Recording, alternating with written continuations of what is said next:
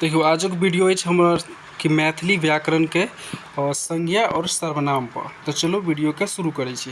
तो देखियो पहिल जे अछि हम सब पढ़े वाला छी वो अछि संज्ञा। तो संज्ञा केकरा कहै छै? तो संज्ञा के परिभाषा ई भ जायत जे कोनो व्यक्ति, वस्तु, स्थान, पशु, पक्षी आ मनुखक या भावक नाम के संज्ञा कहल जाइत अछि। भावक मतलब भाव के नाम के संज्ञा कहल जाइत अछि। भाव मतलब जेना कि दयालु, एह तरहक नाम तो भाव के नाम के की कहल जाय छै? संज्ञा कहल जाय छै। कोनो भी व्यक्ति के, वस्तु के, स्थान या पशु पक्षी के नाम के संज्ञा कहल जाय छै। और उदाहरण जेना देखी कि मोहन पटना जा रहल अछि, तो एहिमे संज्ञा के छै? तो एहिमे संज्ञा अछि मोहन। ठीक छै, मोहन और पटना ई कोन छै? मतलब ई कथी छै? संज्ञा छै। अगला लाइन अछि कि ओकर वीरता प्रशंसनीय अछि। एहिमे जे वीरता शब्द छै ई कोन छै? भाववाचक संज्ञा छै। मुदा संज्ञा छै, संज्ञा के आगू जब भेद देखबै ना तो ओहिमे हम सब समझबै कि भाववाचक संज्ञा की छै। चलो आब हम सब संज्ञा के भेद देखै वाला छै। देखियो संज्ञा के भेद क्या गो छै? तो संज्ञा के मुख्य जे छै से 5 टा भेद छै। संज्ञा के मुख्य क्या गो भेद छै? संज्ञा के मुख्य 5 गो भेद छै। ठीक छै, तो पहिल जे हम सब देखे वाला छी वो छै व्यक्तिवाचक संज्ञा। व्यक्तिवाचक संज्ञा की परिभाषा की होइ छै कि जे शब्द से कोनो खास व्यक्ति, वस्तु आ स्थानक बोध होइ छै ओकरे कहल जाइ छै व्यक्तिवाचक संज्ञा। जेना कि कृष्ण भऽ गेलै, हिमालय भऽ गेलै, गंगा भऽ गेलै, मिथिला भऽ गेलै।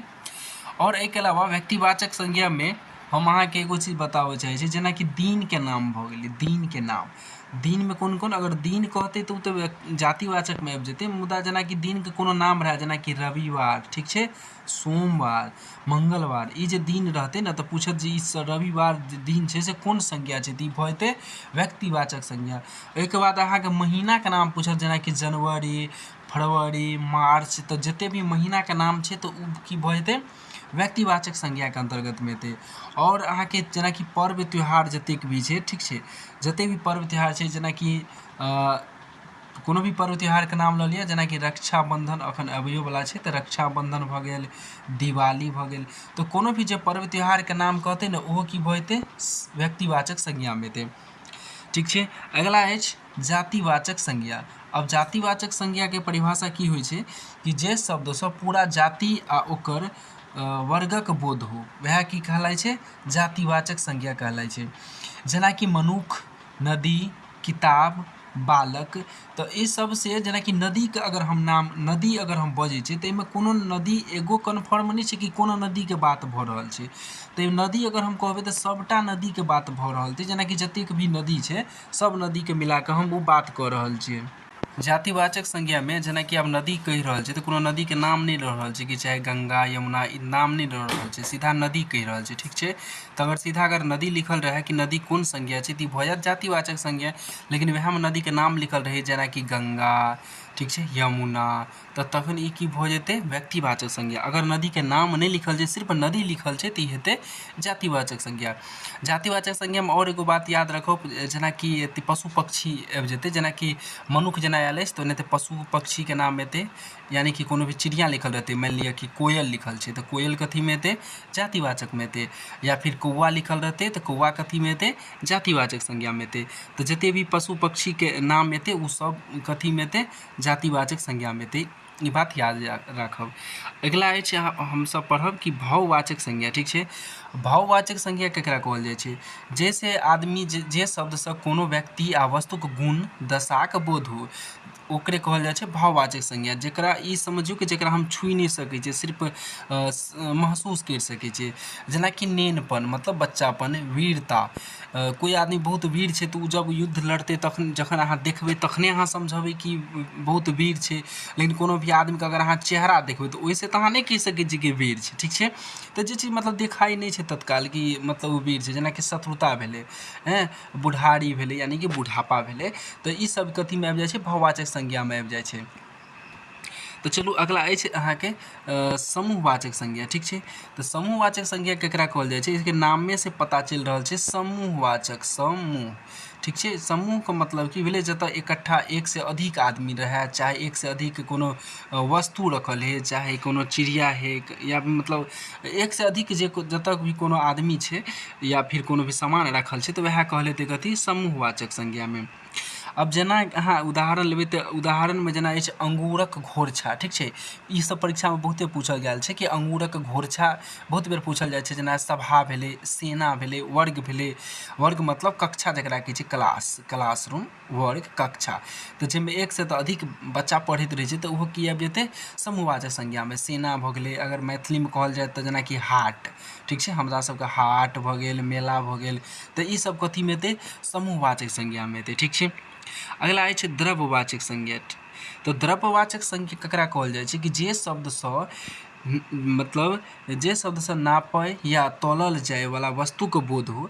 मतलब कोनो भी वस्तुके नाम हम लेबै ताहिसँ ई पता चलतै कि एकरा नापल जाइ छै या फिर तौलल जाइ छै। एहन चीजके बोध भऽ रहल छै तऽ ओ की हेतै द्रव्यवाचक संज्ञाके अन्तर्गत हेतै। जेनाकि दूध भऽ गेल, चीनी भऽ गेल, पानी भऽ गेल, सोना भऽ गेल, घी भऽ गेल, तऽ ई सब कथीमे एतै द्रव्यवाचक संज्ञामे एतै। किएक तऽ एकरा हम गिन नहि सकै छियै, सिर्फ नापि सकै छियै और तौल सकै छियै, जकरा कि नापल जाइ छै और तौलल जाइ छै, तऽ ओ कथीमे आबै छै द्रव्यवाचक संज्ञामे आबै छै। तऽ चलू आब हम संज्ञा हमसब देख लेलहुँ। आब हमसब देखऽवला छी सर्वनाम, ठीक छै। तऽ सर्वनाम, संज्ञा और सर्वनाम देखलाके बाद दोसर दिन हम जब वीडियो लऽ कऽ आयब तऽ ओहिमे हमसब प्रश्न उत्तर देखब संज्ञा और सर्वनामसँ। तऽ देखियौ सर्वनाम हमसब पढ़ैवला छी। सबसँ पहिल सर्वनामके परिभाषा देखू। सर्वनाम ककरा कहल जाइ छै जे संज्ञाके स्थानपर अथवा संज्ञाके बदलामे जे प्रयोग कयल जाइ छै, प्रयोग कयल जायवला जे शब्द छै ने वएह की कहलाइ छै सर्वनाम कहलाइ छै। और ई जतेक भी हम एखन अहाँके जे चीज पढ़ा रहल छी PDF से, ओ PDF अगर अहाँ सब डाउनलोड करऽ चाहै छी और नोटबुकमे अहाँ सब लिखऽ चाहै छी तऽ अहाँके एहि वीडियोके डिस्क्रिप्शनमे ने अहाँके व्हाट्सअप चैनलके लिंक मिल जायत, ठीक छै। तऽ ओ ज्वाइन कऽ लिअ, ओतऽ हम अहाँके PDF शेयर कऽ देबै। व्हाट्सअप चैनल ओ होइ छै जाहिमे अहाँके नम्बर नहि देखाइ छै, ठीक छै। सिर्फ अहाँ ज्वाइन भऽ जेबै, एगो ग्रुपके तहत होइ छै, लेकिन ओहिमे नम्बर कोनो भी ककरो नम्बर शो नहि होइ छै, ठीक छै। न हमर नम्बर अहाँ देख सकै छियै, न हम अहाँके नम्बर हम देख सकै छी, ठीक छै। ओहन तरहके छै व्हाट्सअप चैनल। तऽ ओतऽ अहाँ ज्वाइन भऽ जाउ और अहाँके PDF आसानीसँ मिल जायत। देखियौ सर्वनामके समझैके लेल एगो और कनि तरीका छै। जेनाकि लिखल छै कि राम पढ़ैत अछि आ ओ पटना जाइत अछि। इएहके अगर हम ई लिखतियै कि राम पढ़ैत अछि, राम पटना जाइत अछि, तऽ हम दू बेर मतलब लिख रहल छै संज्ञा, ठीक छै। राम एतऽ की छै संज्ञा छै, तऽ दू बेर हम नाम लिखबै। तऽ ओहिसँ बढ़िआँ छै कि एक बेर हम लिख देबै कि राम पढ़ैत अछि आ ओ पटना जाइत अछि। तऽ एतऽ जे हम लिखने छी कि ओ पटना जाइत अछि, ओ तऽ ओ कथी छै एतऽ सर्वनाम छै। एतऽ लिखल छै एतऽ रामके बदलामे ओ सर्वनाम थिक, मतलब रामके जगहपर एतऽ ओ हम लिखलियै ने, तऽ वएह की भऽ गेलै सर्वनाम भऽ गेलै, कि मतलब संज्ञाके बदलामे हम एकर उपयोग कऽ रहल छी। तऽ चलू आब हम संज्ञाके भेद देखै छी। तऽ देखियौ सर्वनामके ओना मुख्यतः मुख्य 6 गो भेद छै, ठीक छै। तऽ एग्जाममे पूछत कि सर्वनामके मतलब कतेक भेद होइ छै, तऽ सर्वनाम कतेक भेद होइ छै 6 भेद होइ छै।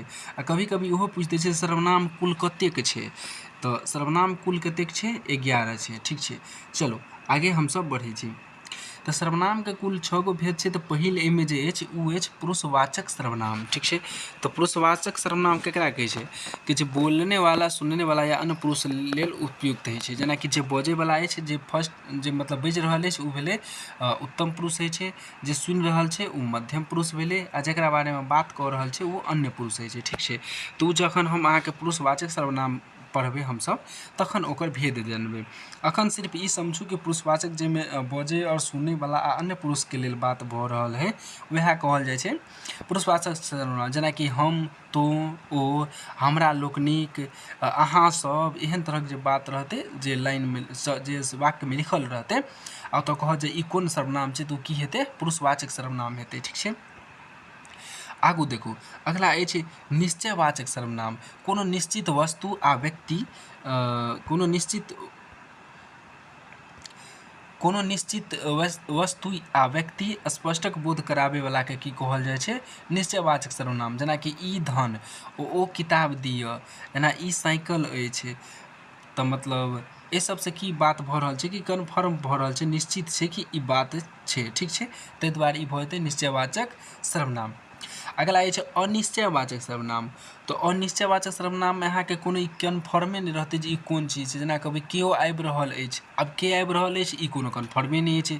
कोनो काज छल, जेना कहबै हमरा मतलब हमरा अहाँसँ कोनो काज छल, दरवाजापर केओ खड़ा अछि, मतलब दुआरिपर केओ खड़ा अछि, आब के खड़ा अछि ओ हमरा पते नहि अछि, तऽ ओ की भऽ जेतै अनिश्चयवाचक सर्वनाम।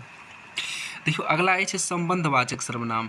तो संबंधवाचक में तो पते अछि जे एक दोसर के संबंध यानी कि एगो वाक्य के दोसर वाक्य से संबंध रहते वह हेतै मतलब संबंधवाचक सर्वनाम।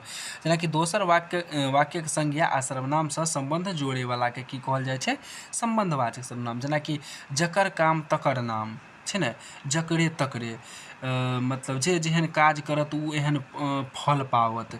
तब भेलै ने एक शब्द के दोसर मतलब एक वाक्य के दोसर वाक्य से की भऽ रहल छै तऽ संबंध भऽ रहल छै, तऽ वएह की भऽ जेतै संबंधवाचक सर्वनाम भऽ जेतै। चलो अगला अछि प्रश्नवाचक सर्वनाम। देखियो आ प्रश्नवाचक सर्वनाम में की भऽ रहल छै कि एहिमे अहाँके पता चलत जाहिमे प्रश्न पूछल जा रहल छै। वाक्य जखन अहाँ पढ़बै ने तऽ उहे से पता चलत ओहिमे कि एहिमे प्रश्न पूछल जा रहल छै, तऽ वएह की भऽ जेतै प्रश्नवाचक सर्वनाम। जेनाकि कोनो व्यक्ति आ वस्तु के बारे में प्रश्न पूछने लेल प्रयुक्त। प्रश्न पूछे के लेल जे भी वाक्य में मतलब प्रयुक्त भऽ रहल छै वएह हेतै प्रश्नवाचक सर्वनाम। जेना एहिमे लिखल अछि कि के गीत गाबि रहल अछि, तऽ एहिमे हम की कऽ रहल छी प्रश्न पूछि रहल छी ने कि के गीत गाबि रहल अछि, के खाना खा रहल अछि, एतऽ के सुतल अछि, मतलब के अछि जे एतऽ सुतल अछि, के अछि जे कानि रहल अछि। तऽ जे जखने प्रश्न पूछल जेतै ककरा मतलब कि के कतऽ किएक एहन शब्द सब जब एतै तऽ एकर मतलब ई भेलै जे ई की छै प्रश्नवाचक सर्वनाम भऽ रहल छै उपयोग। ठीक छै। अगला अछि निजवाचक सर्वनाम। अब देखियो निज के मतलब की भेलै निजी के बोध होइ छै निजी। ठीक छै। निजी के मतलब होइ छै जेनाकि जमीने के लेल ककरो मानि लिअ विवाद भऽ जाइ छै, वाद विवाद होइ छै तऽ नहि कहै छै ई हमर अपन निजी जमीन छै। ठीक छै। तऽ वएह निजी भेलै नहरसी का हेतै निजी। तऽ निजी के मतलब ई भेलै कि अपन स्वयं के, तऽ जखने स्वयं के बारे में बात आबै तऽ वएह बुझबै कि निजवाचक सर्वनाम छै। जेनाकि ओ अपना ही काज कयलनि, हम खुदे ई काज केलहुँ, या हम ई स्वयं ई काज केलहुँ। तऽ जतऽ स्वयं अबै अपने ही अबै खुदे मतलब खुदके जतऽ बोध हेतै ने वएह हेतै निजवाचक सर्वनाम, मतलब निजी चीजके। लिखल छै ने कर्ता अपन स्वयं का बोध कराने के लिए प्रयोग करैत अछि। स्वयं के बोध करऽ के लेल हेतै, तऽ हिंदी शब्द लिखा गेल छै। तऽ कर्ता अपन स्वयं के बोध करे के लेल जे प्रयोग करै छै ने तऽ वएह कहला छै कथी निजवाचक सर्वनाम।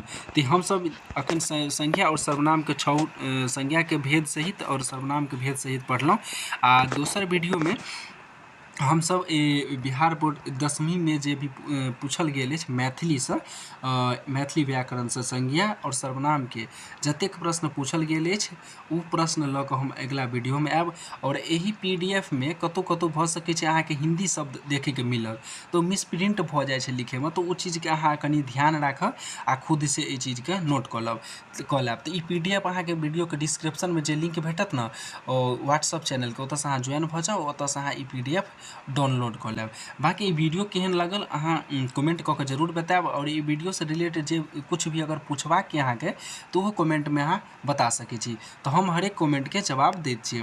तऽ चैनल पर पहिल बेर आयल छी तऽ चैनल के सब्सक्राइबो जरूर कऽ लिअ। तऽ मिलै छी हमसब दोसर वीडियो में। वीडियो देखैके लेल अहाँके धन्यवाद।